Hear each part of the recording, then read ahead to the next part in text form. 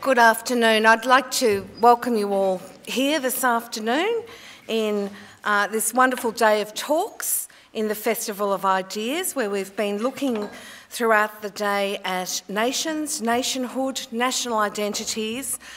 And this session this afternoon follows on from one this morning that I also chaired, and I'm Kate Darian-Smith from the University of Melbourne.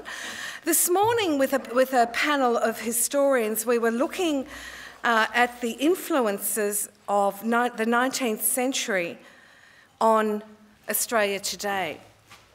And we ranged far and wide, and I can see that there are a number of people here who were there this morning. Well, we're continuing that this afternoon, looking at Australian history and the Australian present, 20th century influences. And the way we'll run the session is we'll have our panel speaking first for about 15 minutes. I've been instructed to keep them to time. And then there will be an opportunity for the audience to post questions and for discussion to follow. So it's my very great pleasure to introduce our first speaker this afternoon to kick off our discussion, Professor Stuart McIntyre, who will be known to many of you as the Ernest Scott Professor of History here at the University of Melbourne. Stuart has commentated very broadly on Australian history and other issues in the media, and has written widely on topics from the Communist Party, the history wars, histories of Australia, and so can certainly comment very much on our issues at hand. And he's going to talk about the historiography of nationalism. Stuart, I welcome you to the podium.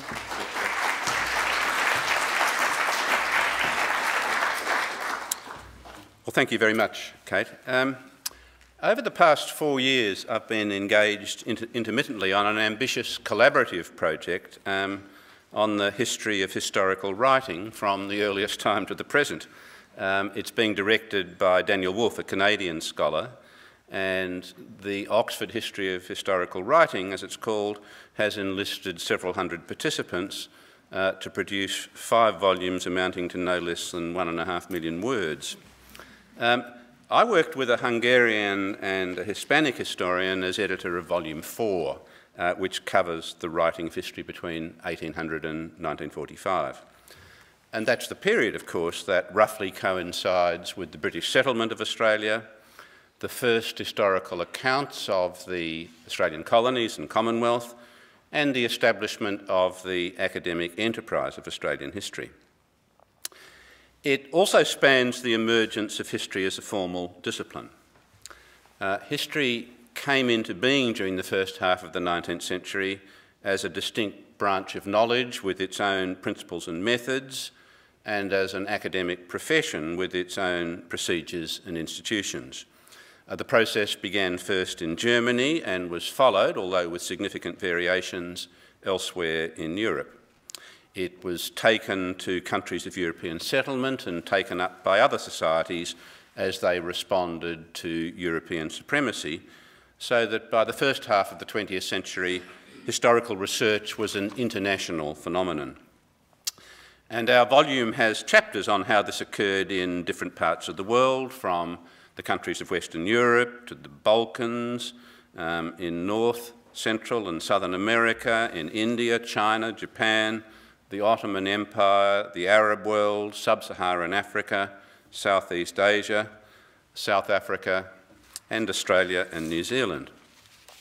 And it's been salutary to consider Australian history and historical writing in that context. Our national history has largely been taken as a story complete in itself, a sort of a working out of a national destiny, so that as the convicts were brought ashore from the hulls of the First Fleet, they were made to stand blinking in the harsh summer light, no longer British felons, but henceforth Australians. And in all that followed, the presentiment of nationhood shaped the narrative. And still to this day, as we were reminded during the history wars, our history has a special status. It's powerfully formative of self-understanding, marking out events that made us what we are. That sort of close emotional investment in national history, I think, leads all too often to insularity. Seeking greater knowledge of our own past, we turn inwards and lose the perspective necessary for understanding it. And the study of other national histories can be an antidote to solipsism. The century and a half that runs from the Napoleonic Wars, and I find myself echoing passages of David Cannadine last night, the century and a half that runs from the Napoleonic Wars to the end of the Second World War was the historiographical heyday of the nation-state. It followed the Enlightenment with its idea of a universal history based on reason and secular progress.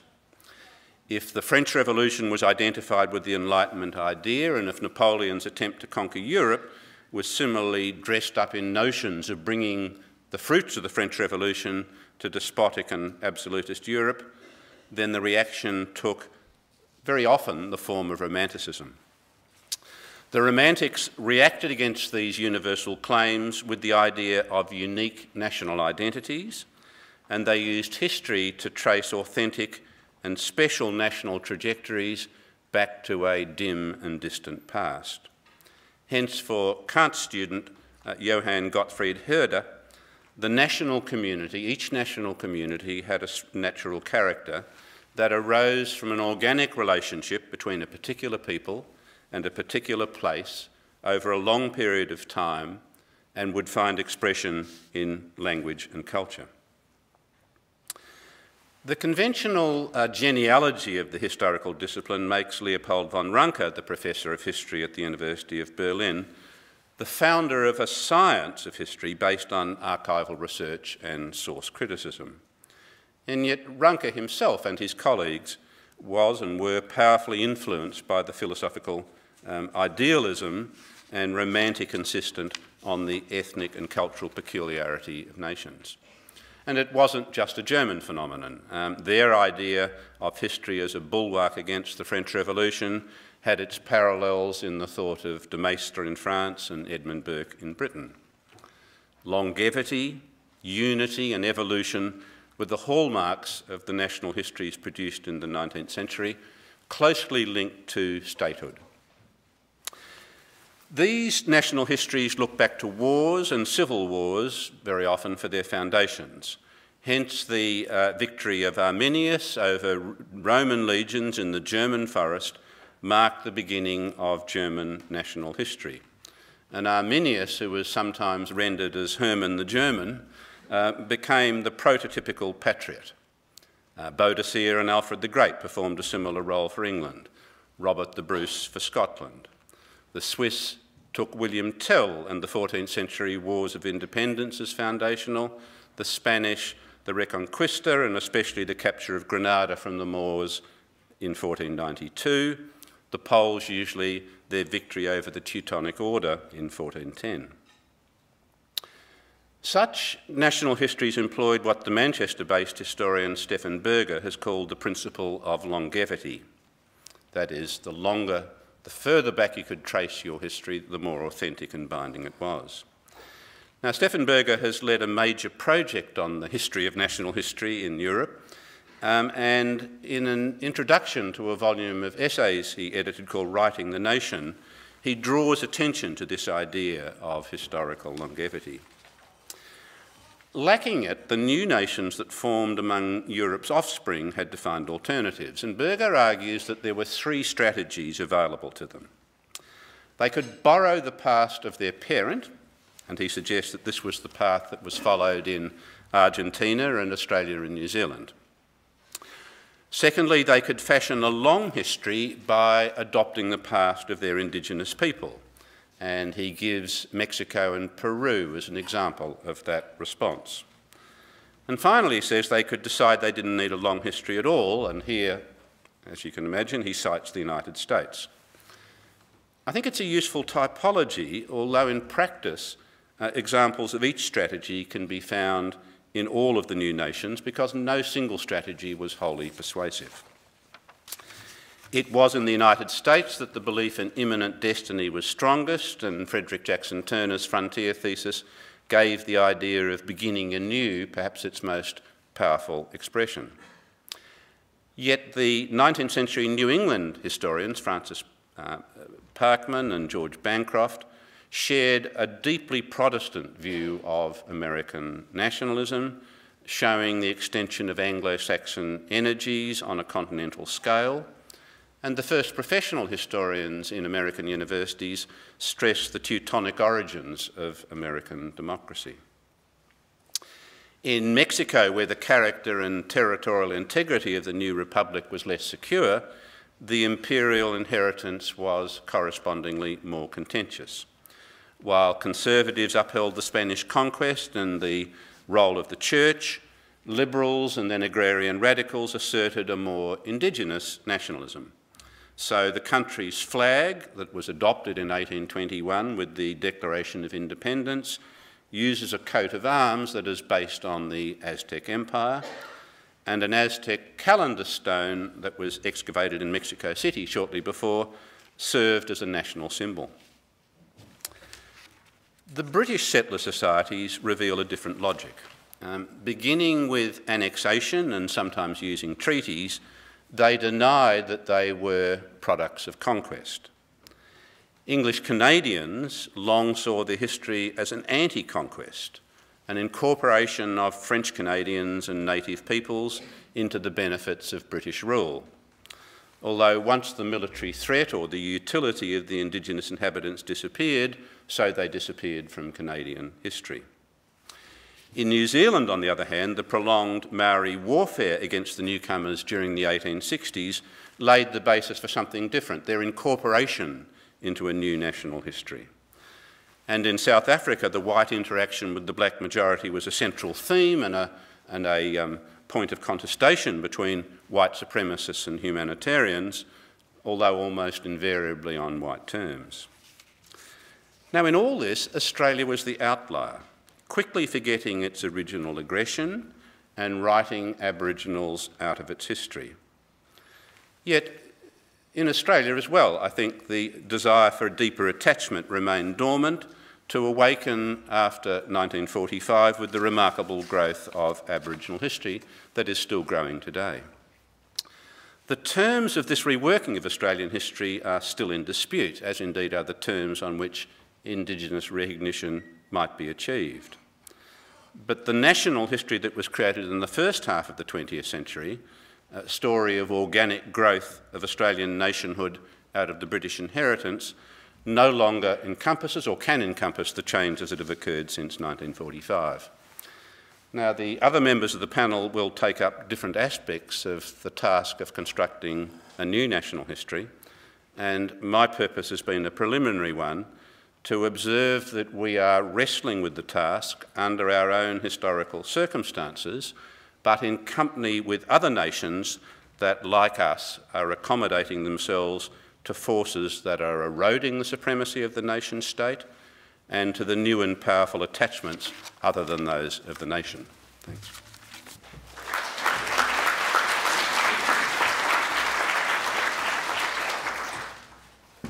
Thank you very much, Stuart. Well, our next speaker will also be known to many of you as a public figure who's written widely about Australian history, Australian democracy. I'd like to introduce John Hirst, who's Emeritus Scholar at La Trobe University and Honorary Professor of History at the University of Sydney.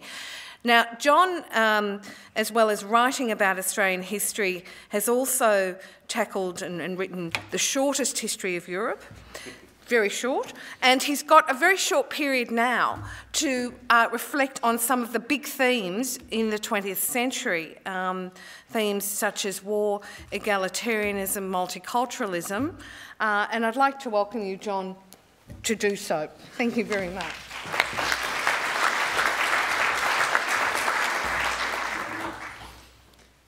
In 1901, when the Australian nation was formed, is that important? No, I think that's for IT people. When the nation was formed, the symbol for Australia was female. A classical figure dressed in white, young, pure, virginal, who signified that Australia was a new, unsullied country, free of old world oppressions and divisions, where all could live well, a country with a glorious future. Sadly, if the rest of the world knew anything about Australia, it was of a nation founded by convicts. That is why its purity was so urgently proclaimed, and why racial purity was adopted with such fervour. Other countries limited or prohibited Asian immigration, but Australia made this policy central to its identity. Its immigration policy defined the nation. It was a white Australia. All that the pure young girl signified was embodied in the process by which Australia formally achieved nationhood. The Australian colonies were brought together into the Commonwealth not by force or the shedding of blood. As the Federalists boasted, this was a nation formed in peace. There was no compulsion from without or within. The nation was formed by the free votes of its future citizens. Indeed, Australia was the first nation where the people elected delegates to draw up a constitution and where the people voted on their handiwork. Just as the process of forming the Federation was nearing completion, the Boer War began in South Africa. The Australian colonies sent troops to assist Britain in its fight with the Boer farmers. Many of these soldiers came from the bush, and they turned out to be ideally suited for what became guerrilla warfare. They could live off the land, camp out, and find their way. British commanders, at first suspicious of the colonials, came to compete to acquire them. They really valued them. Australians were proud of their exploits and delighted that Britain acknowledged their skills. And men died. Blood was shed, and the pure young nation loved it. The mythmakers had worked with the theme of the superiority of a nation created by peaceful means. But it was, after all, the shedding of blood that most reassured Australians that they were worthy of nationhood, albeit they were shedding blood for the empire. But the reassurance was not complete. The nation formed in 1901 had lived 15 years when its troops landed at Gallipoli, and their exploits had this wondrous effect. As the common saying had it, they created a nation. And they did this because, given their own sector of the battle, the Australian troops showed the world that they could storm ashore on a defended coast, scale cliffs, and hold on. That removed from Australians' minds all doubt about whether they were worthy of nationhood. Thank heavens, convict origins or the summer sun had not led to a degradation of the stock. So the young pure nation had found its identity in that old world occupation, warfare. Its symbolic figure was now, of course, male, the ordinary soldier, the digger. He was brave, resourceful, disrespectful of authority, a bit of a larrikin, and loyal to his mates. Because the digger had made the name of the nation, his qualities became willy-nilly acceptable national qualities.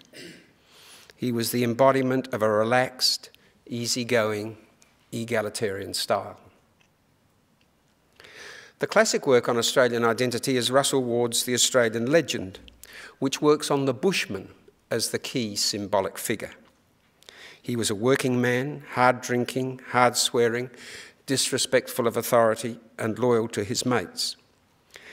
Ward claims that the ethos of the bushman spread throughout the nation in the 1890s by means of the literature of Patterson and Henry Lawson. I think Ward exaggerates how far and how quickly that ethos spread, and overlooks the potency of soldiers as spreaders of an ethos very similar to what he claims for the bushman. What was unacceptable behaviour in a shearer or a striker became acceptable in a soldier who had rescued the reputation of the nation. Bushman and soldier were merged at the time of the Boer War. The soldiers went under the name of Bushman's contingents. Whatever the historical record, there is no doubt that now it is the digger, assuming ever higher status in the national life, still dying for us, who is the supreme exemplar of mateship. In the 19th century, when Australia was young and free and female, she was still British, but not bound forever to be so. Who could set bounds on what this new nation might become? But in the 20th century, Australia became quite determinedly British. Britain was seen as necessary to the defence of the nation, isolated from Europe and opposite an awakening Asia. And Australia had made its name in the defence of the British Empire. Britishness became both the rich and the constraining identity of Australians. A white Australia was its national racial expression. The digger was a valued distinctive figure, a local subtext. But what if Britain deserts Australia?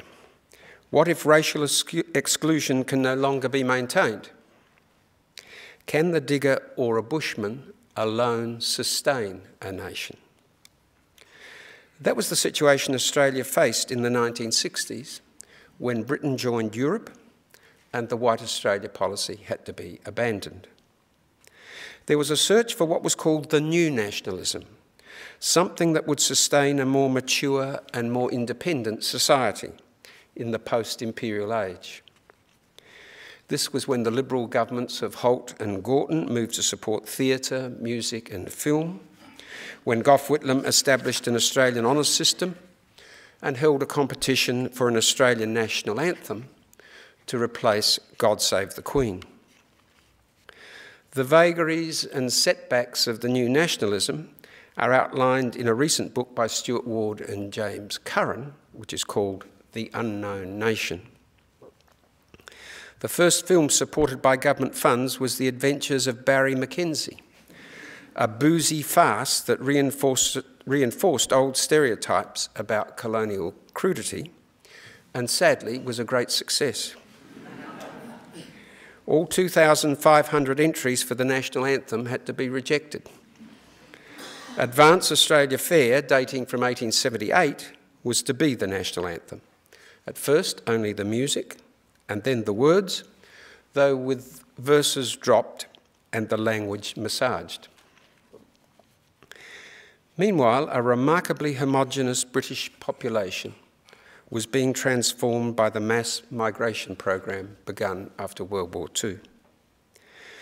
From the 1970s, Australians were offered from government and its agencies a new identity. They were to be a multicultural society. I've been a critic of multiculturalism in its hard form, which asserts that diversity is good in itself, without, in my view, much care for social cohesion, and that immigrant cultures should be maintained by government. The multicultural idea that has won wide acceptance among the Australian people is very different. It is of an open and tolerant society, welcoming people from all cultures, but expecting that they will mix in and be part of the wider community. It is multiculturalism interpreted to mean integration. The success of the migration program in integrating millions of migrants from all quarters of the globe is the great Australian success story. Migrants have mixed in on the whole.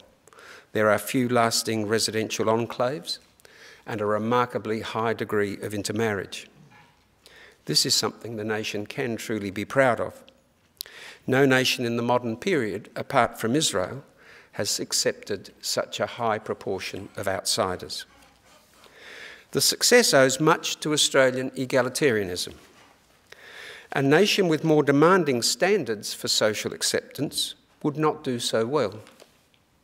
A migrant to Australia does not require the right breeding or the right education or complete facility with the language to be accepted.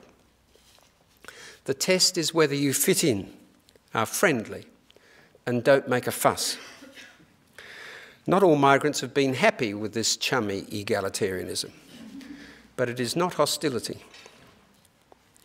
Don't make a fuss. This is an old Australian value. The determination that here old world divisions are not to tear society apart.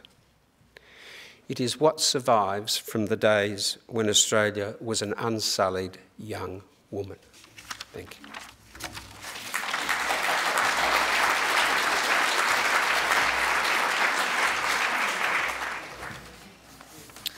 Thank you very much, John, for those reflections. And they'll be taken up, I think, in various ways with the words of our next speaker, Nicholas Brown.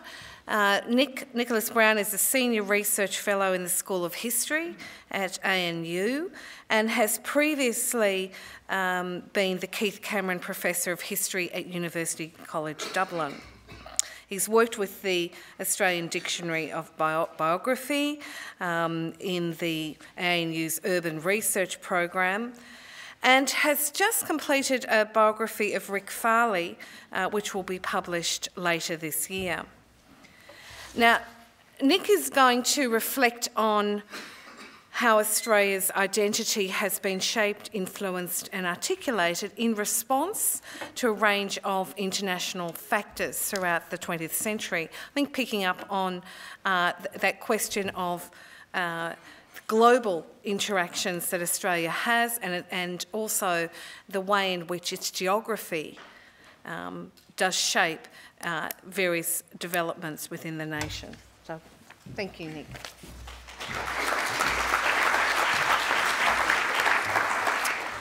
I fell off my bicycle 4 weeks ago. Consequently, Rick Farley will not come out until early next year. I'm a bad one-finger typist. National identity, as we're seeing, is always, if perhaps increasingly, intensively defined and debated in contrast to what it is not. As my idea today, I want to look at one of the oppositions that figures prominently in this increasing polarity, because I think there is an increasing polarity around national identity. The contrast between our sense of the national and the international. Now, I want to focus on this for two reasons. First, because the dialectic between national and international has been one of the defining themes of the 20th century. Both concepts being caught in a tense, creative dance that has involved many of the political, civic, and even experiential domains that defined the last century. The political and the civic domains I'm referring to are perhaps self-evident. The international is a relatively organised domain of political authority. Think about the United Nations and its agencies, the International Criminal Court, the World Bank, numerous non-governmental organisations. Or as a source of authority in social action, international movements, international organisations. The experiential is a little less tangible, but no less important, framed by revolutions in mobility, communication, in media and representation, as well as clearly in the capacity for economic and military intervention. If you want to think about this experiential dimension, think of Edith Campbell-Berry, Frank Morehouse's heroine in Grand Days, who, having arrived from Sydney to work in the League of Nations in the 1930s and sitting in a Geneva cafe, as Morehouse puts it, tests herself to see if she did indeed feel international, as opposed to being the brand new that the Australian always feels themselves to be overseas. So that's my first reason. The second, because in ways that Grand Days itself reflected, the polarisation of the national and the international has not always been as exclusive as it can now seem. And that dialectic or that interdependence between these concepts and all they represent has lent an energy to concepts of national identity, and perhaps peculiarly to a sense of Australia's place in the world, which has been significant in itself, which I want to suggest we have lost to a significant degree, and which I want to argue we might seek to recover as we seek to test and question new options for national identity. To some extent I'm contrasting this to our morning session where we were dealing so closely with the colonial frameworks of national identity in the 19th century. I'm looking more, I suppose, at the international frameworks of national identity in the 20th century. That dialectic has been readily enough admitted in certain areas of cultural production. It's central to our understanding of Australian art, music, literature, cinema.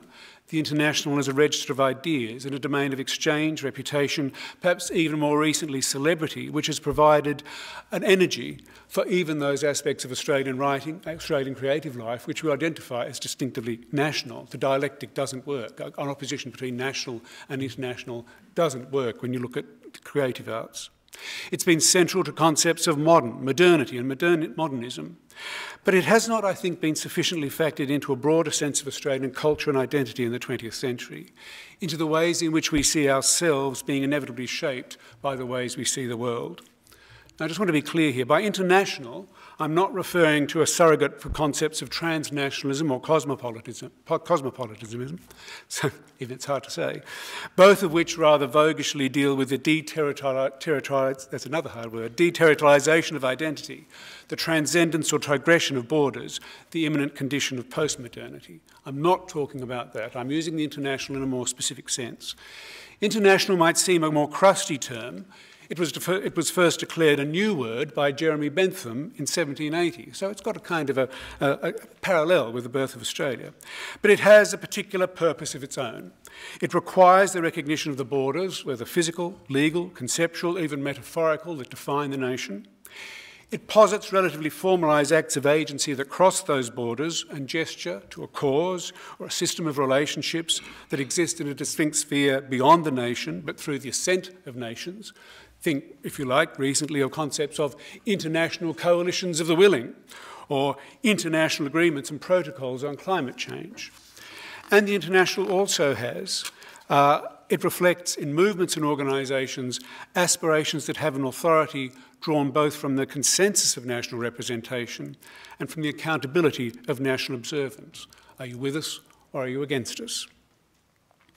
International inevitably prompts questions about relationships in the world and about the ways in which they are to be comprehended. That is its value, and that is the perspective I want to suggest for this afternoon's discussions. All of this is a mouthful. Let me get into the guts. The polarity of an authentic national identity and a contrived international posturing has many recent populists and ideologues. Among the populists, we might cite Mark Latham, who, going to the 2004 election, defined his constituency by contrasting the tourists, as he referred to them, with their placeless lifestyles and politics, to the true Australian residents who recoiled from the big picture in the name of pragmatism, sober aspiration and solid family Australian values. That a Labor trier might recast the forgotten people class imagery from the 1940s in these terms, the national against the international, reveals something of the processes I want to look at this afternoon. Among the ideologues, we might cite Kenneth Minogue, who, in his 2003 Menzies lecture, diagnosed a bankruptcy in Australia's left-leaning intelligentsia, who, he argued, had abandoned a nationalist republican tradition to embrace an internationalism evident in recourse to authorities beyond the nation to indict a democratically elected government on issues from human rights to environmental protection. This mutation from the cultural cringe of the 1950s, again, is revealing, although admittedly Minogue was merely recalling the same case he'd made against the Olympian righteousness of the British Euro left, as he referred to them. Nonetheless, such polarities mark effective rallying points. The national is to be defended from or defined against the international. And of course, it's easy enough to see where the threat has been perceived. The international is evoked by environmentalism since the early 1980s, the concept of world heritage, or by Aboriginal movements in the later 1980s, the rights of indigenous peoples, or by campaigns against discrimination on the grounds of sexuality and gender. By the 1990s, all of this was coupled to an image of internationalised markets, business and finance as it featured centrally in that age of anxiety pollsters found endemic in Australia, and particularly in the people they evoked as Middle Australia. The world pitted relentlessly against the security, the values, the national defences that ordinary Australians felt they were losing. These factors gave national identity in the latter half of the 19th century a ready and readily manipulated opposition to the international. But that opposition, I want to suggest, doesn't have a deep history. And equally, as I've already suggested, that opposition does not take into account the kind of mutually reinforcing dialectic between the ways in which we see ourselves and the way in which we see the world. It's easy to pitch an embattled national identity against predatory international forces. It's a very effective way of distracting the ways in which we're actually complicit in those forces themselves. The core proposition I suppose I'm building on is an old one. The form, temper and imagery of Australian culture, and not just high culture, has always been energised by the dialectic between the great elsewhere and here, as Sylvia Lawson years ago framed the colonial paradox of the Bulletin's mix of bohemianism and nationalism in the 1880s and the 1890s. And I don't think anything has changed in terms of the energising forces of our culture. The 20th century inevitably would replace Lawson's great print circus with its own formations, but the energy remained the same for much of that century. You couldn't write the history of the Australian labour movement in the early decades of the 20th century without taking into account its international dimensions, both the conceptual framework that came from envisaging questions of labour and capital in international terms, and the traffic in ideas, the oratory, the networks that came with that framework. And the same is true of the Australian women's movement of those decades, as it drew on ways of thinking and also forms of sociability that put gender at the centre of questions about education, race and population, social welfare and citizenship, about those big ideas of national destiny and women's place amongst them that Beverly Kingston canvassed this morning. If a large part of the ethos of the international for these movements was solidarity with a cause that had transcendent appeal, it was still the case that participation was crucially informed by an identity as an Australian and an often comprehensive engagement with what that meant in areas that ranged from, for example, the geopolitics of a new nation in what was then termed the Pacific, a region defined by the mix of largely unquestioned colonialism, the promise of industrialisation, and a United States still identified as enigmatic, through to an appreciation that the Australian social experiment had some claims as a precursor to the emerging practices or ideals of the international. Here, in the language of the time, was reciprocal evidence of Australia's maturity as a nation. And again, some of those themes came up in this morning's discussions. Now, these might seem very high-minded causes to translate back to national identity. Consciousness of being Australian and a fusion of Australian nationalism with the international might not translate directly to a question of national identity. But equally, these cases suggest that we are often in danger of retrospectively imposing a framework of late 20th century concepts of national identity, defined largely in terms of a popular culture, onto a period in which different registers prevailed. Registers of social collectivity, of destiny, of progress, and that we are, as a result, in danger of stripping away the extent to which national identity was, perhaps, at least up until the 1940s, conditioned by forms of solidarity, by a synthesis of causes and a fusion of allegiances, often with significant international dimensions, which we would do well to reconsider if we want to give national identity a more constructive historical purchase and a more active contemporary role. It means, in ways that both Stuart and John have emphasised, looking closely at what was encompassed earlier last century by Deakin's formulation of independent Australian Britons, taking that concept seriously. Or at W.K. Hancock's argument in 1943 that the British Empire itself has proven more a laboratory for than simply a precursor to the recognition of the kind of international problems, as Hancock put it, especially of economic, cultural and racial competition that seemed to him to have so characterised the 20th century. Or even at that other icon of national identity that John's just referred to, the soldier, who might have embarked in 1914 as a tourist, if not quite in Latham's sense, but returned from the world a very different figure, perhaps a good deal more complex than we often allow. It was the returned serviceman who taught Michael Kirby at Fort Street High in Sydney in the 1950s, who attuned him to how complex issues of justice were in the world. Now, I've just suggested the 1940s might mark a point of transition in the dialectic between the national and the international, and perhaps the beginning of a polarisation which has increasingly become more marked. The reasons for this are many, some specific to Australia. Of these, the scale of post-war migration through its successive phases of assimilation, integration, and as John has referred to, multiculturalism, has itself, perhaps ironically, fostered this increasing polarity between Australia and the world. A quick example. I was discussing with students last week the report of the Committee to Advise on Australia's Immigration Policies, the Fitzgerald Report of 1988, commissioned in the Hawke government's attempt to salvage a manageable multiculturalism from the strains of the time. We, the students and I, were struck by the committee's core formulation that Australia was defined by an innocence. That's the word that was used, an innocence, to be contrasted to the countries many immigrants left and should leave in thought and deed behind. An innocence positioned in contrast to countries which, the report noted, had social systems we would find unacceptable and in some cases repugnant. A really interesting characterisation of the oppositions of the time, of the preconditions for the way in which Australia was being characterised in the 1980s as a very healing home. For undergraduates born in the late 1990s, Australia describing itself as an innocent was a very interesting formulation. And some reasons are more general.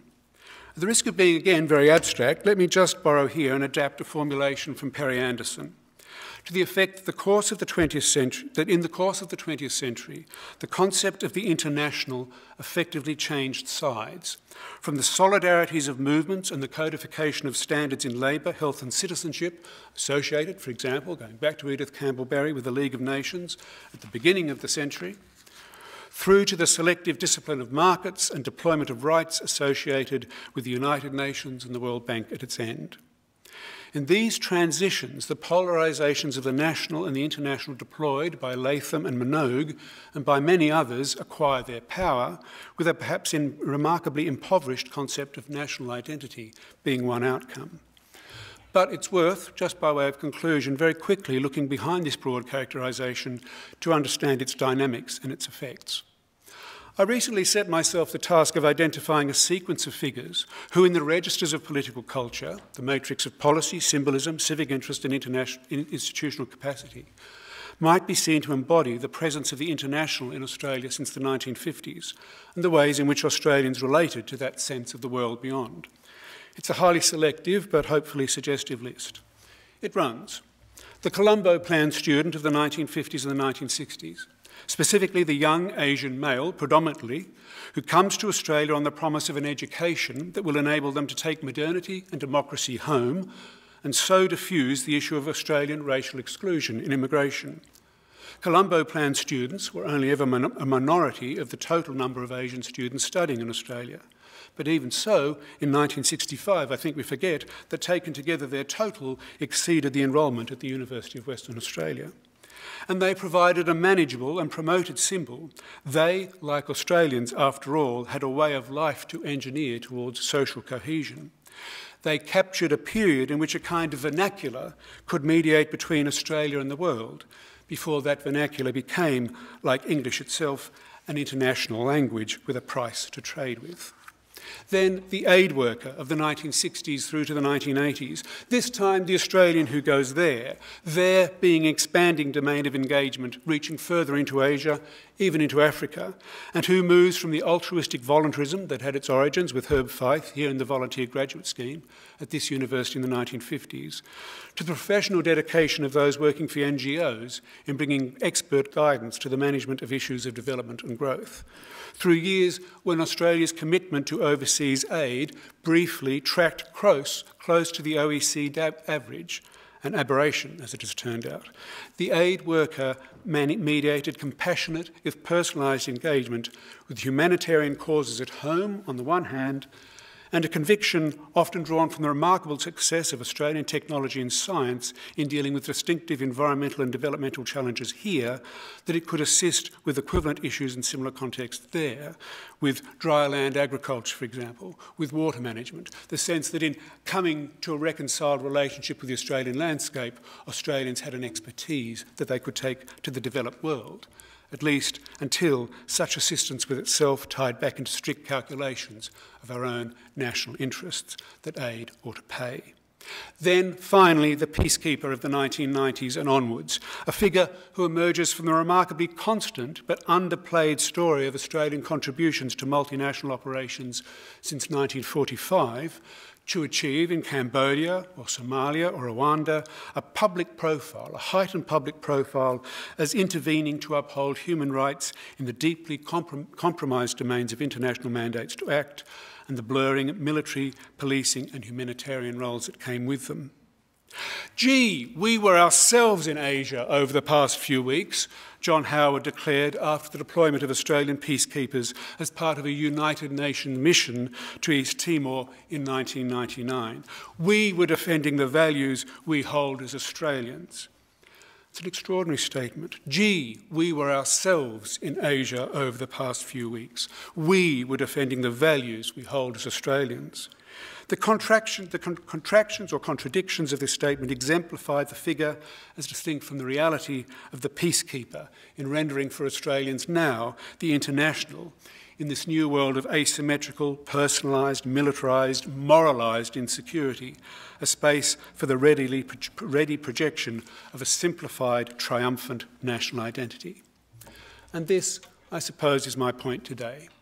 The student, the aid worker, the peacekeeper take us through a series of points in which we can see the interdependencies between the national and the international, and the mediating role of a sense of national identity evolving through the second half of the 20th century, each with its distinct context, a way of life, promise of national development, national security, but each, I think, telling us something about the changing registers of how we see ourselves in the world. And clearly, with each come issues that are with us still. We cannot revisit any one stage in that evolution, and I'm not suggesting that we as Australians were ever in control of the factors driving it. As Perry Anderson's formulation suggests, when the international changed sides in the course of the 20th century, it was with a momentum that Australia, whether with the identity of a dominion, a developing nation, a middle power citizen or a misplaced Western democracy in Asia, could not control. But we can learn from those processes and think about the ways in which we create options within those interdependencies rather than accept them as necessary polarities, the tourists and the residents.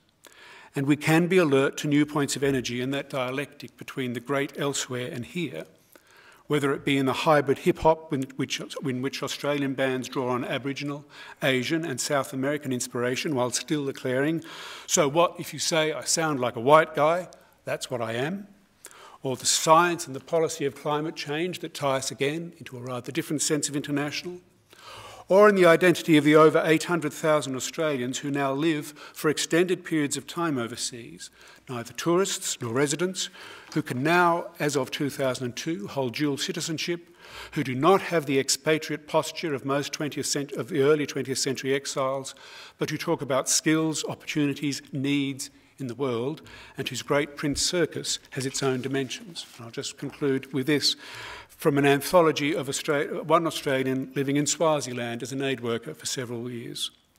Living in Swaziland has changed my beliefs and ideas about it being about Australia. Being an Australian here brings mixed feelings and raises more questions than it answers. Who are we? What kind of roles can and should Australians play, both at home and abroad, to make the world a better place? People ask, what's Australia like? Initially, it was a very easy question to answer, but after the first 2 years, it became more difficult. Our Swazi mates are now very tuned into Australian headlines. Fortunately, most of those are about sporting triumphs, and for me, sport is always a comfortable topic. However, when I was asked about people in detention centres or the stolen generation, I'm lost for explanation. Rabbit-proof fence recently in Swaziland was screened here. My friends asked why children were taken from their homes. They couldn't understand a culture that would do that. How do you explain such an insanity and such injustices? How do you do it as a proud Australian? Thank you.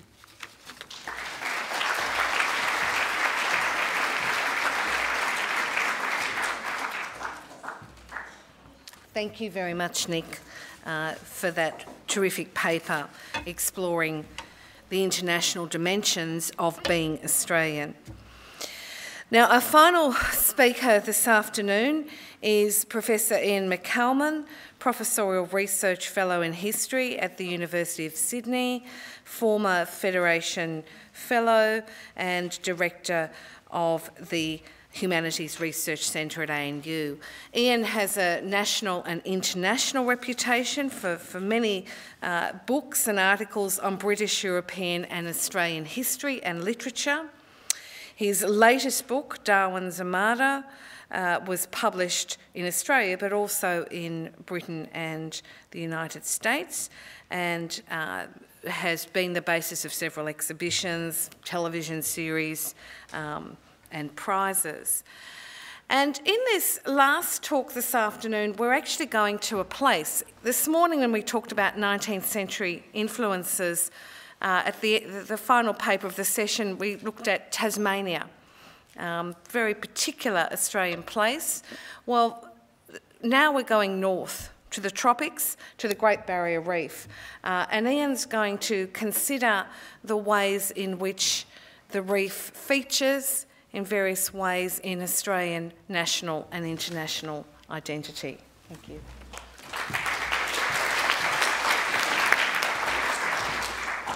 Thanks very much, Kate, and thanks to the other panellists who've been giving you the big picture. I'm going to give you a small one. In the first year of the new millennium, I was sailing on a replica of James Cook's Endeavour under simulated 18th century conditions through a sizable chunk of the Great Barrier Reef's 2,000-kilometre length. We were reenacting for the BBC TV one of the most testing stretches of James Cook's first voyage in 1770. However, the handful of historians on board was finding it difficult to meet our instructions to try to feel the same state of terror and revulsion expressed by Cook and his crew 2 centuries earlier. They saw themselves as trapped in an insane labyrinth where death by shipwreck and drowning or by starvation and native spears seemed inevitable. For a century after, British and colonials who travelled this route or settled along the coast to exploit its resources explicitly defined themselves against what they saw as the brutality of the reef's marine environment and of its native inhabitants. Well, we, of course, had no such fears. There it goes again. I'm going to leave it. In spite of the difficulties of having to sail a cantankerous square rigger through a coral minefield, we knew that the captain possessed charts and navigation aids that would transport us safely along one of the busiest and best marked commercial sea routes in the Southern Hemisphere.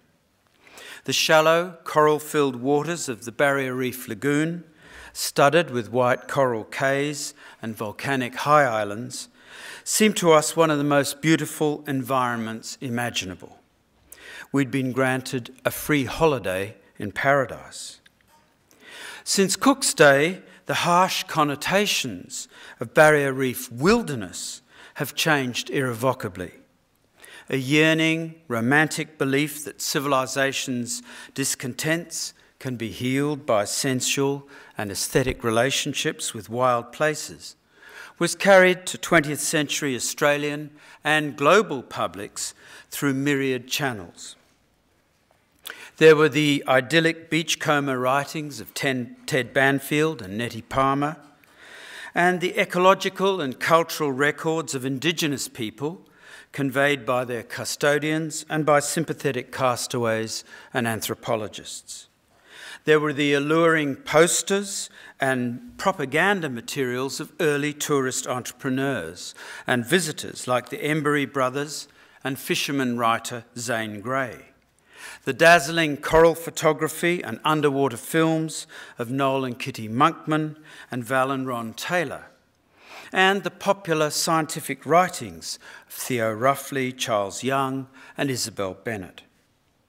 Well, despite hailing almost entirely from Britain and America, all of our volunteer crew on the Endeavour acted as if they personally owned the Great Barrier Reef. They evidently felt themselves entitled as world citizens to a share in this global wonder, reminding us cheekily that it was the largest living organism on the planet, the only one that can be seen from outer space, and a World Heritage Marine Park over which Australians had been granted only provisional custodianship. As a result, the handful of rather beleaguered Australians on board sometimes felt goaded into claiming a truculent cultural ownership of the reef. We saw it as a keystone of our continent and of our national soul, a unique constellation of island, reef and coastal habitat and biota that generated deep feelings of identity and pride in all Australians. True, we historians occasionally confess to nursing pangs of guilt and shame on behalf of our three Indigenous messmates, Bob, Rico and Bruce, who joined the voyage from Yarrabah and northern Cape York. In a sense, we were reenacting a historical invasion of their homelands, when white Australians seized the beaches, islands and waterways that their ancestors had inhabited for many thousands of years. Being in the same mizzen mess, I would listen on late-night watches to their matter-of-fact accounts of living fractured, migratory lives as the advancing frontier shunted their families and clans between settlements, missions, prisons and reserves. Among the ship's volunteers was also a Queenslander, born and bred, who would have none of this sentimentality. Though essentially good-natured, he stressed that we were all only visitors to the reef at his sufferance. The Great Barrier Reef and its resources belonged to the state of Queensland to exploit or protect at will. His ancestors, he claimed, had helped lay beacons on the Inner Reef Lagoon, had dug for gold at Palmer River, grown sugar, cane near Mackay, and worked on newspapers in Townsville. Even our three Aboriginal crewmen were, he said, entitled to make their communal ownership claims to parts of the Barrier Reef province only because they were also Queenslanders. Well, all of these conflicting assertions of social identity and proprietorship were, of course, legacies of the intense clashes that we'll all remember for the legal control of the Great Barrier Reef that climaxed during the Save the Reef campaign of the 1970s. For a decade, the bellicose Premier of Queensland, Joe Bjelke-Petersen, challenged successive federal governments, international heritage organisations and a raft of literary conservationists by undertaking a brazen policy of populist economic development of the reef. He sanctioned the crushing of living coral for agricultural fertiliser. He granted foreign rights to oil and mineral exploitation of the region, and he blew up coral reefs to give water access to Florida-style resorts. And these were only a few of his crimes. The ensuing political struggle culminated in the declaration of the Great Barrier Reef World Heritage Marine Park on the 26th of October 1981. This embellished a statutory compromise of shared federal and state custodianship over a barrier reef province of mixed economic exploitation and wildlife conservation, all of it under the day-to-day governance of the Great Barrier Reef National Marine Park Authority, GBRMCA. And despite occasional strains between the various interests within the authority's jurisdiction, few would dispute that it has presided over the best protected and managed marine park in the world.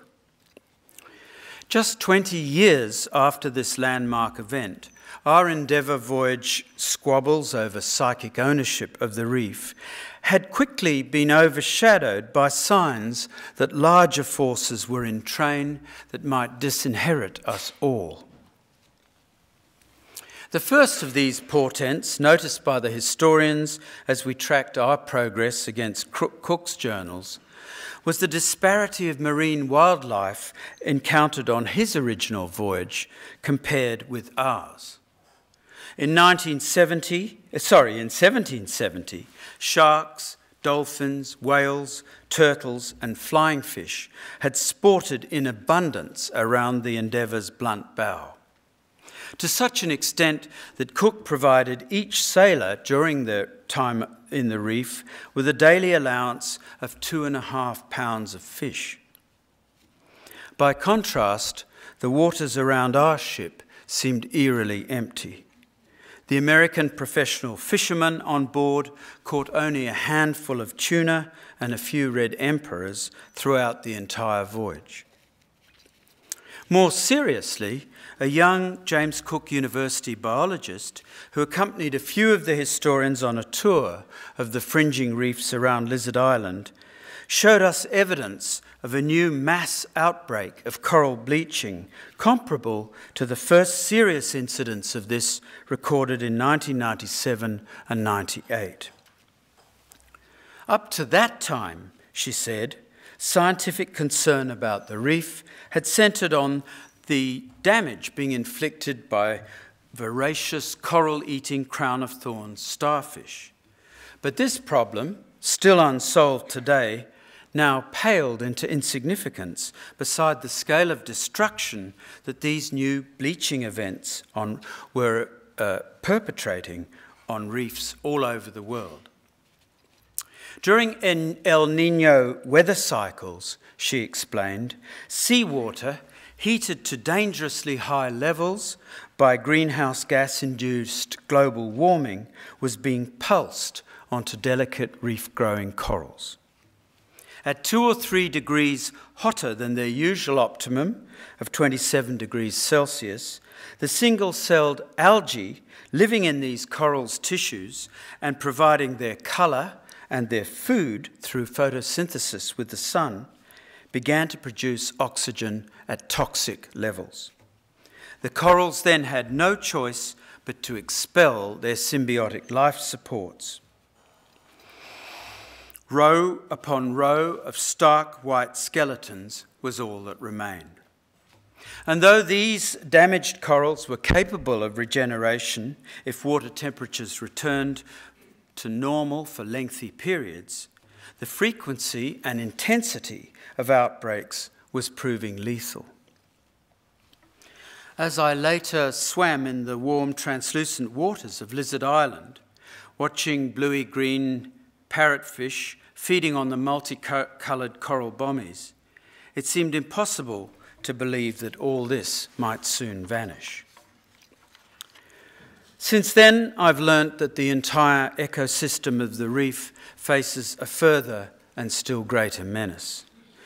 Charlie, his real name is John, Charlie Varon, former chief scientist of the Australian Institute of Marine Science, a recent winner of the Darwin Medal and the world's greatest authority on corals, fears that the Great Barrier Reef is already in the grip of long-term destructive forces that only urgent and drastic attention can hope to check. This threat parallels ones that led to the 5 previous mass coral reef extinctions on our planet in the past. Today's culprit is human-stimulated greenhouse gas, CO2, which is being pumped into the atmosphere at unprecedented rates and levels. Already the oceans of the world have reached 1/3 of their overall capacity to absorb and balance this gas chemically. Eventually, possibly as early as 2030, the oceans will reach the limits of their absorption and begin to acidify. Seawater will then work to neutralise the acidic effect by dissolving numerous forms of calcium carbonate prevalent in the marine environment, like a giant antacid tablet, Charlie says. Among the first organisms to be affected will be those fragile canaries of the ocean's reef-growing corals. Their calcium and aragonite skeletons will either stop growing altogether or become too brittle to resist the eroding effects of the waves. Phytoplankton, the food of tiny krill, a key element in the food web of the southern oceans, will be equally affected. And who knows what chain of ecological consequences will follow that. We could seriously face something akin to the KT mass extinctions of around 65 million years ago, which put an end to coral reefs on our planet for millions of years. If Charlie Veron is right, and the cream of the world's marine scientists who attended his recent Royal Society lecture on the subject think he is, then the Great Barrier Reef could die within the lifetime of our children. What will that mean for our varying identities as national Australians, Queenslanders, Indigenous peoples, or global citizens? Quite apart from the huge economic losses entailed, how will the loss of a unique marine environment the size of Japan affect our entrenched sense of being nature's privileged ones? We believers in our infinite right to swim in clean seas, eat fresh fish, lie on soft beaches, and enjoy wondrous marine biodiversity. If we cannot bring ourselves to check our addiction to economic growth by the severe and urgent reduction of greenhouse gases, and there's every sign that we can't, then should we at least be thinking about how to adapt to this massive future change in our environment and our sense of self? If the peoples of the Amazon are learning to live without their rainforests, should we Australians be learning to live without our reefs? Thank you very much.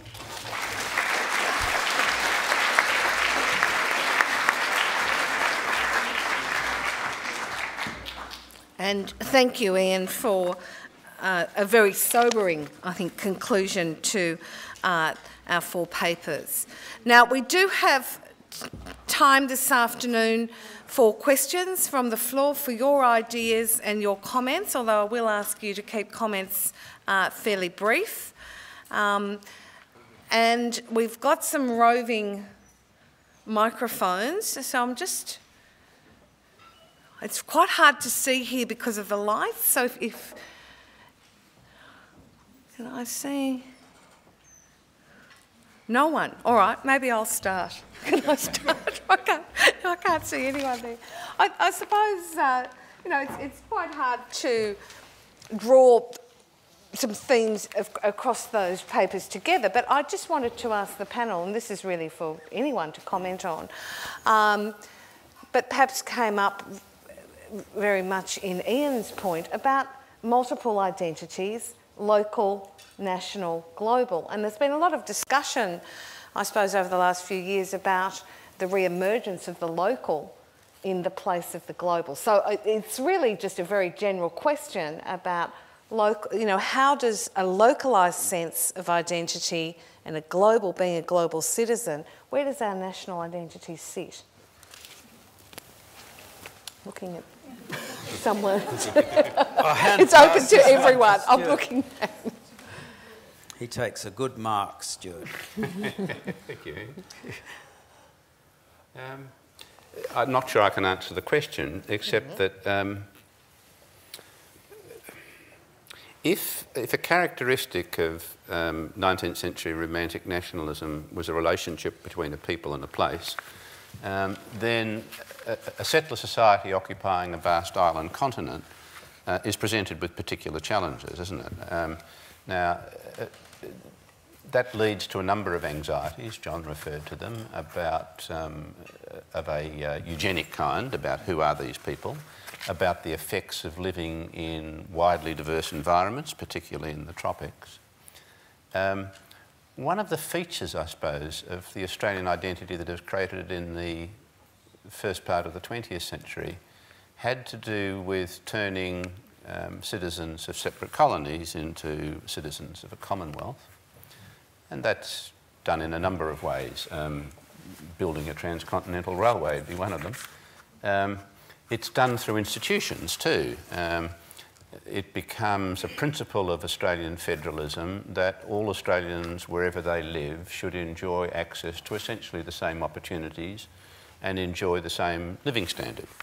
There have been times when the sort of centrifugal forces of the economy have threatened that. Perhaps they are now with Western Australia's threats to withhold its GST.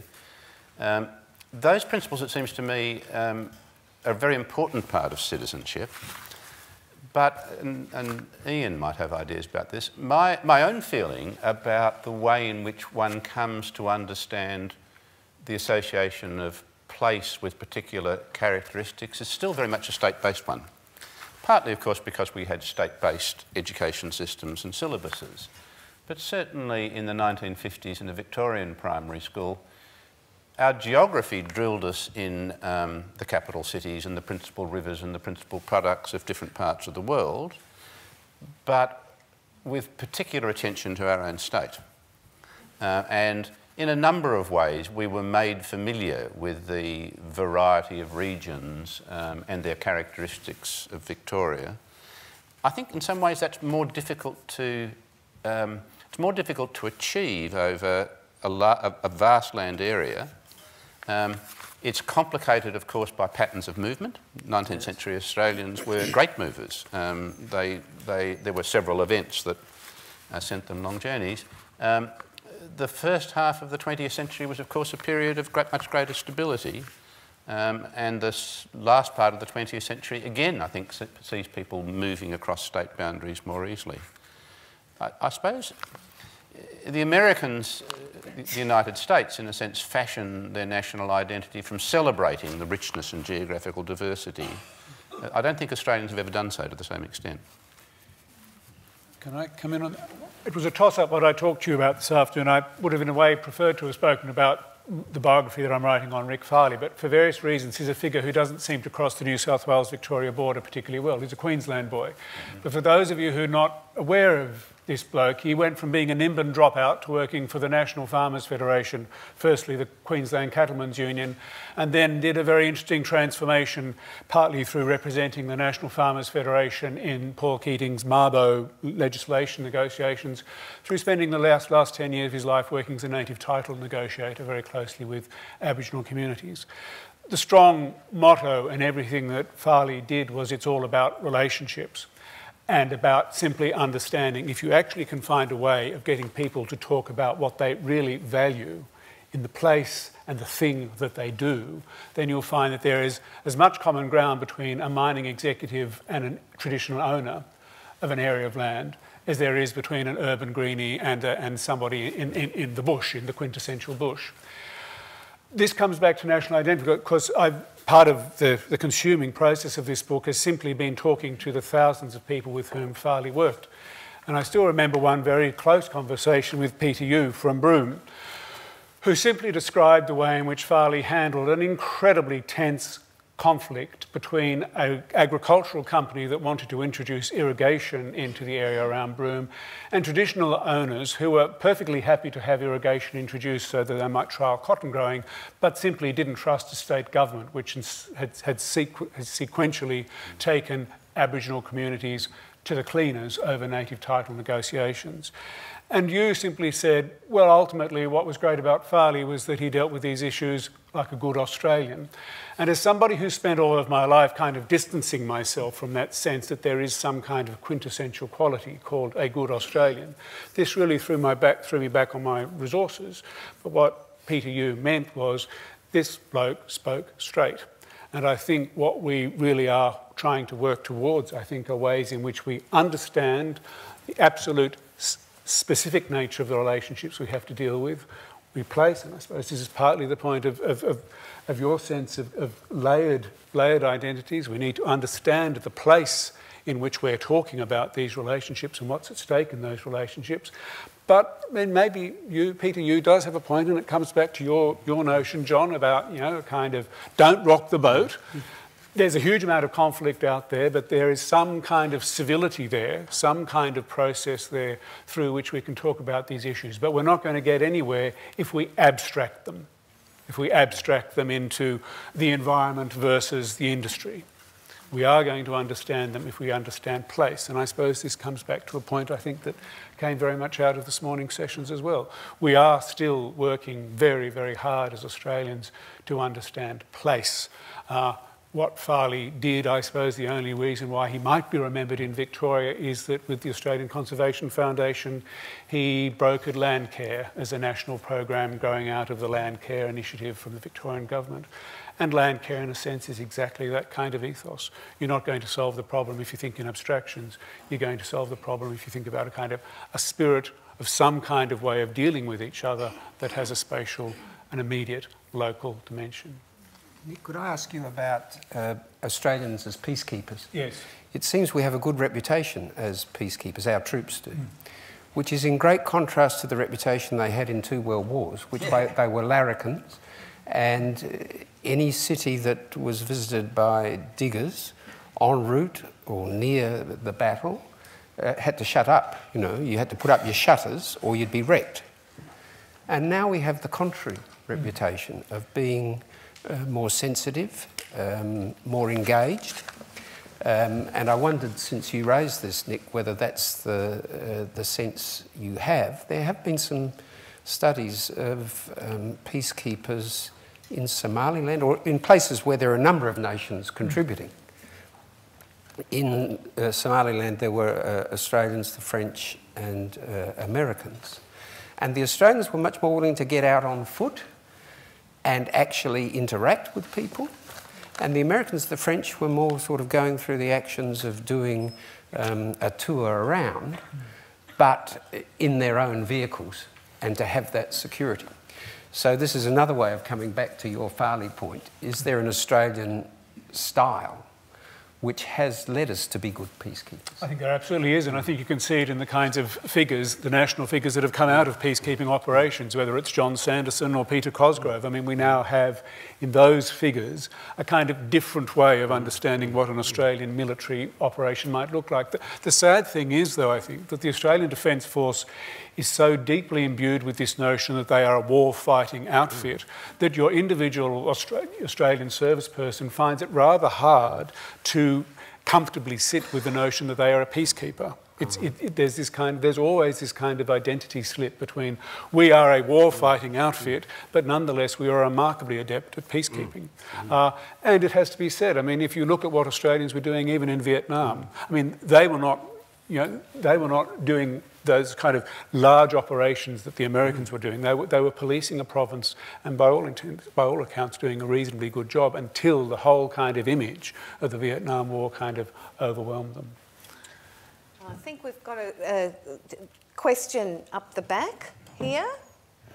If you could... Hang on, if you can just wait a minute, we'll just get the microphone.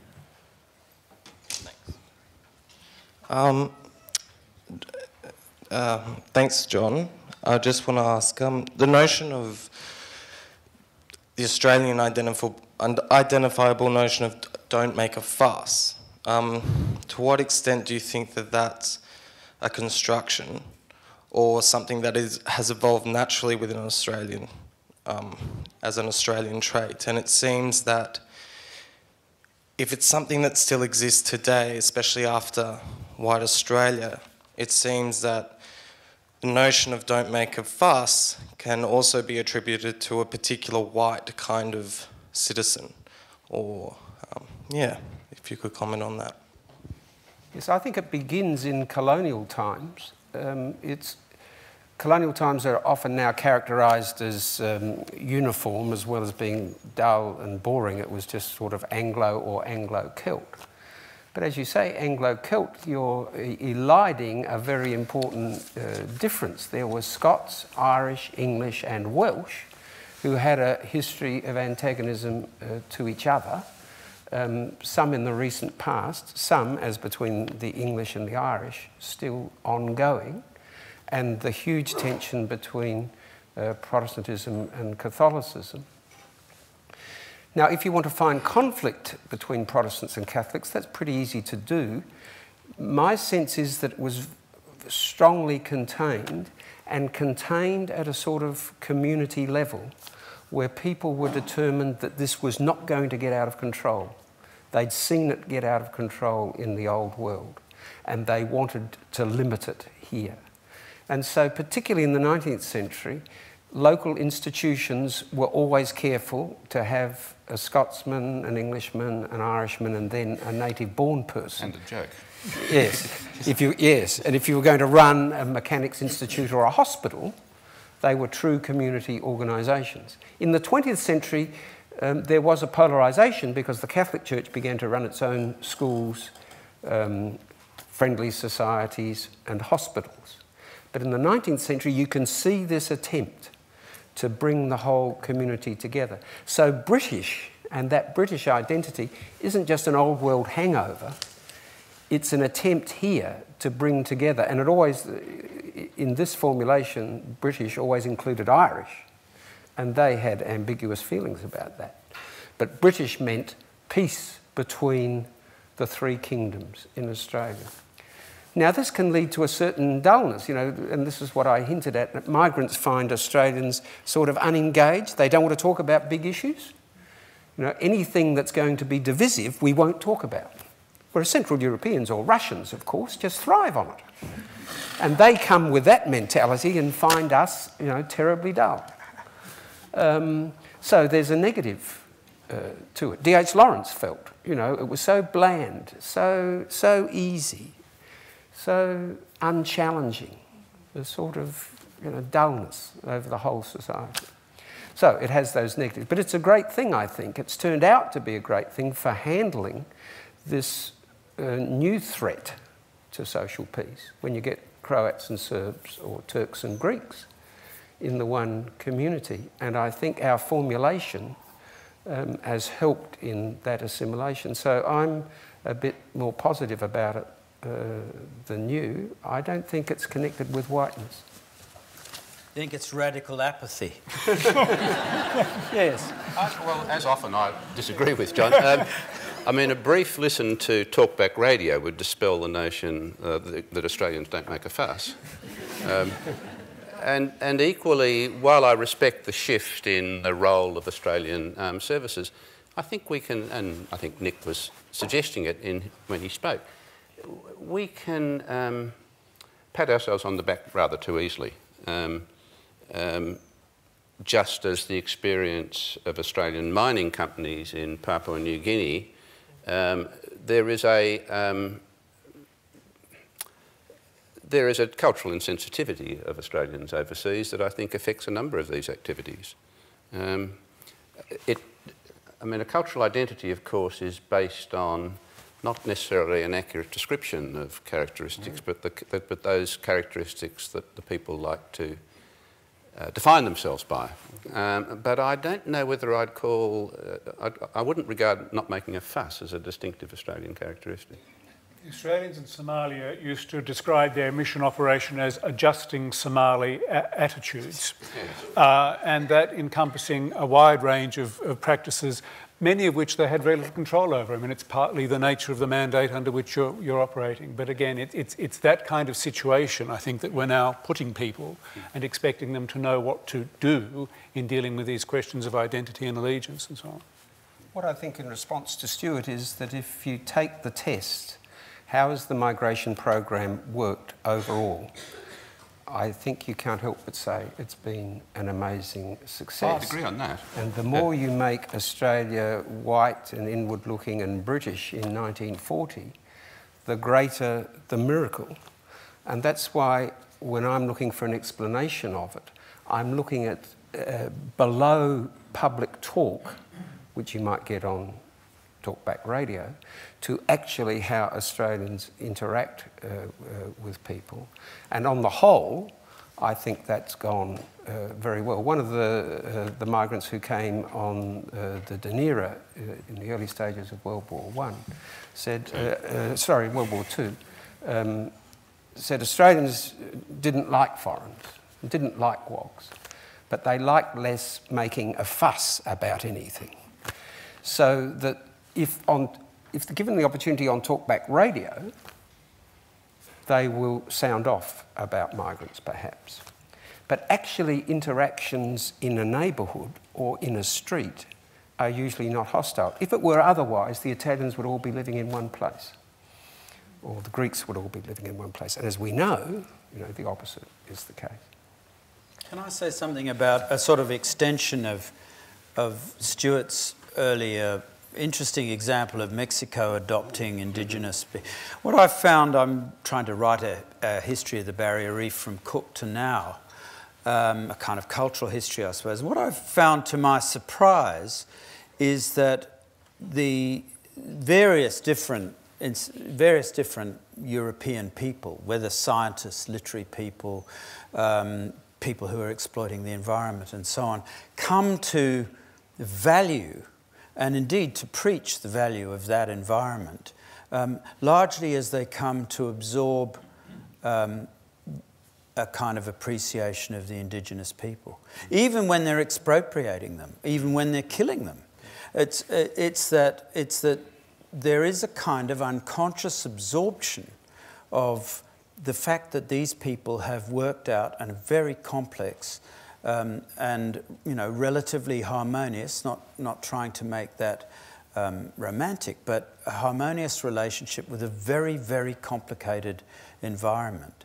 And as they, in all their different manifestations, come to grips with this, that's the way that they absorb an appreciation of this. And it's often quite submerged, but it does emerge if you kind of prod it. And I think that may be another dimension to our national character that is almost seeped in from below, even when unacknowledged. Yes, it's very interesting. Who was it talked about stolen children? You talked about stolen children. A little. And Ian was just talking about killing Aborigines. It's interesting, the squatters who killed Aborigines would often have quite good relations afterwards with Aborigines.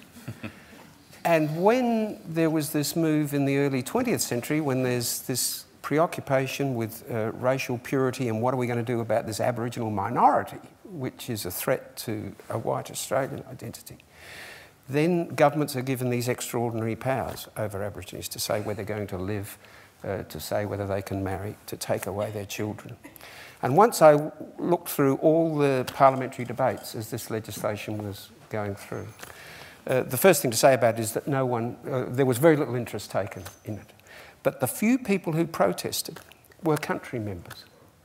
So it's a sort of urban ideology now that's pushing this issue, because the country members would get up and say, I know X and Y who are drovers and good shearers and we rely on these people for fruit picking, and now you're going to say the government can control them and their children. This is an outrage. And the minister would get up and say, well, of course it won't apply to those. But of course, potentially, the Act always did apply to everyone. So everyone lived under that threat that their children might be taken or they'd be controlled. So it's again a sort of Farley thing, I think, that country people, though at a public level on Aboriginal rights and mining, there can be conflict. There have been these extraordinary deals worked out chiefly outside the court system, isn't it, which is so long and tedious, at the native tribunals. There have been these local deals worked out between pastoralists and Aborigines, from which, I think we can take a lot of hope. Well, that really takes back to the point made about relationships, I think, as you mentioned there. Now, we've got one question here. It's really, I'd like to hear your comments. I notice that Professor Hirst keeps referring to Greeks and Italians, which is a long time ago. We now have a totally different immigrant population, which is growing, and they are congregating in ghettos. You only have to look at Dandenong, for example. There are other places. Why the laughter? I'm simply saying that people are living together because there's a lot of antagonism towards the new groups. And to pat ourselves on the back that so far we have done brilliantly, I see it simply as a result of having a good life in Australia. There have been no great economic hardships, there have been no wars, there has been no really great threat to our life. You just wait. If something should happen, if disease breaks out, if there is a great economic downturn, and you watch human nature in its worst and what will erupt then. So I don't think it's character, it is simply that we are reacting in a nice way because we're all comfortable. So sorry, but I am a cynic on this particular subject. No, like you, I was surprised at the laughter because I think there are new problems. It's hard to know whether they're permanent or not. Previously, demographers and sociologists were looking at Vietnamese patterns of residence. Are they clustering together? Is it permanent? And now we know it wasn't. Now, whether for the Lebanese the same will become true, it may be too early to say. But there are differences which aren't differences in Australian attitudes, but in the opportunities that Australia now gives. The Italians and Greeks could get off the ship one day and they'd be working at Holden's the next. They didn't have the language. They were getting paid award wages, and though they probably didn't know it, they joined the union. But now there's not that immediate work for unskilled people. So that may be a factor in a number of more recent migrants staying on welfare for longer. House prices have gone up. So there are these other differences which may make the harder for that old pattern to be replicated. So it may be that what I've said about Australia in the past will not operate in the future. I'm still a bit more hopeful than you. Well, just a brief comment on that. I'm tempted by a number of people in the audience will remember Michael Klein, the linguist who died recently and very sadly, who used to do systematic studies of non-English speaking language communities' location. And he found, unsurprisingly, that there were different rates of dispersal. From memory, I think the Dutch were the least concentrated. He also argued that, in fact, given the remarkable proportion of Australians who were born elsewhere and who spoke another language, the failure to provide for language maintenance was crazy on Australia's behalf. There were all sorts of advantages, even in terms of national interest in doing so. I'm reminded, we can romanticise the experience of the Greeks and Italians. Some might have come off the ships and gone to work at Broadmeadows the next day. Others went to Bonegilla, where they were effectively bonded to forms of labour. The demographer Mick Borry, I think, was the first person to point out in the 1950s that rather than thinking of migrants assimilating by giving up their culture, it was far more sensible to think of them bringing a cultural resource which both enabled them to adapt to the new country and would enrich the host culture. And that's a process, I think, that we adopted by degrees in the 50s and 60s and has served us well and still can. And we've just got time for one final, very quick question. Hi. I actually just wanted to ask a little bit off topic of what we're talking about now, about the outside view of Australian identity and any opinions you guys might have on how outsiders might view the Australian identity. Okay, we'll start at the end and we're going to come along the line as we finish up. I mean, one of the things that shocked me on one occasion, when I was running the Humanities Research Centre, people would come from all over the world and as academics and then tell you what they thought about Australia. This was a couple, a South African couple, who came and said, "This is the most conformist society we have ever seen." He said, it's like a nanny state. You tell them to put on seatbelts, they put on seatbelts. You tell them to wear helmets on their bikes. You give them guidance, how fast they should go around corners. All of this seemed absolutely extraordinary to them. You know, at the very same time that we were asserting our kind of larrikin individualism, they just saw us as really nice pack of sheep.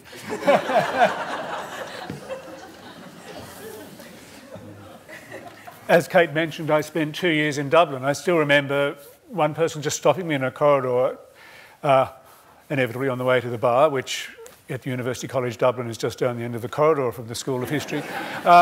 So, look, there's just one thing I need to ask. There's one thing I don't understand about you Australians. How can you possibly be so familiar with each other all the time? Where do you go when you really like somebody? Or where do you go when you feel this is a friendship? If you're Nick front up, where do you go next? So that was one observation. But Nick O, yeah, or mate. But you old bastard. What struck? I mean, in a way, I went to Ireland thinking they would want to understand about, you know, British colonialism and the hard heel of British colonialism as both of us felt it. That's not what young Irish people want to know about Australia. They want to know about the multicultural experiment. They want to know about why on earth is Australia so enthralled to the United States. They wanted to know how possibly could you have a referendum on the Republic and not vote no. And when John Howard went to UCD, they asked him about why he was so implacably opposed. This is Ireland, to reforming laws on gay marriage. What struck me in Ireland was how we think we're remarkably modern, but in a society like that, which has so rapidly changed over the past 30 years, they're asking much more sophisticated questions about what the nature of civic society is like in Australia than we imagine. The history they want to understand is how did the social laboratory end up kind of like that and end up in this very safe space? Why aren't we asking bigger questions? And when I thought on the East Timor thing, I'll give them a lecture on Australian intervention in East Timor, they politely pointed out that there was some bloke up on a housing estate in Dublin in the 1970s who was stamping his foot saying, why on earth is the West not doing something about Indonesian treatment of East Timorese? So in a sense there was nothing new to an internationally aware Irish man or woman about the world. What they wanted to understand was why we weren't more on the front foot in dealing with it. I think convicts are still there in the consciousness of people outside Australia. When Rudd, as Prime Minister, was interviewed by the BBC, he was boasting about his convict ancestor, and I think the BBC people were puzzled by this. Why wouldn't you keep that hidden? And of course, we haven't quite come to terms with convictism, because to be proud is the sort of the reverse of being ashamed. To be relaxed and comfortable, to use a famous expression, perhaps we haven't yet reached. So I think that is still there. Doesn't the Barmy Army throw convictism at Australians at the cricket? It's not far below the thinking. The Barmy Army are the first people who would be transported if there still was convictism. Yeah, and I think in Australian consciousness, it still has an effect on us, because, as Stuart said, going back to origins is what romantic nationalists like to do. So long as we go back to convicts, we won't be a people who can be proud of our origins in the world's terms. And I think that does make us a different people and feeds into that egalitarianism. You know, don't worry what your background is, where you come from. You know, just take people as you find them, which I think is a great Australian characteristic. My experience is different from Nick's. I think back to when I was teaching a class at Harvard, a class that I think only one of them had ever been to Australia. And so in the first lecture I began to get them to think about some of the points of difference and similarities and connections, and I asked them to indicate if they could name any Australians living in the United States or who'd had any influence there. And I suppose I thought, if I was really ambitious, someone might say Robert Hughes, someone might say Rupert Murdoch, they might even mention Errol Flynn or subsequent actors, but Steve Irwin won by the length of the straight.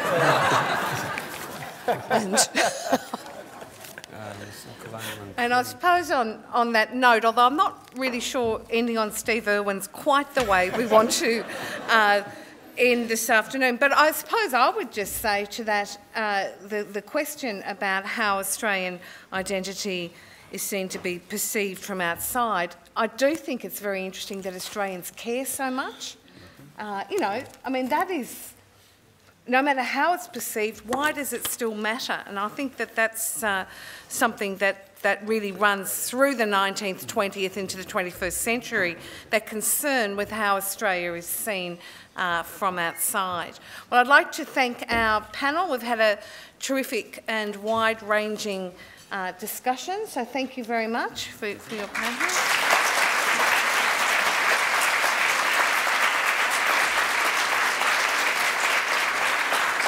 And I'd just like to thank Patrick McCaughey, who's organised the Festival of Ideas here, and invite you all to stay on for other sessions this evening, throughout the weekend, well, right up to the weekend, where ideas about history and identity will continue to be discussed in many ways. Thank you.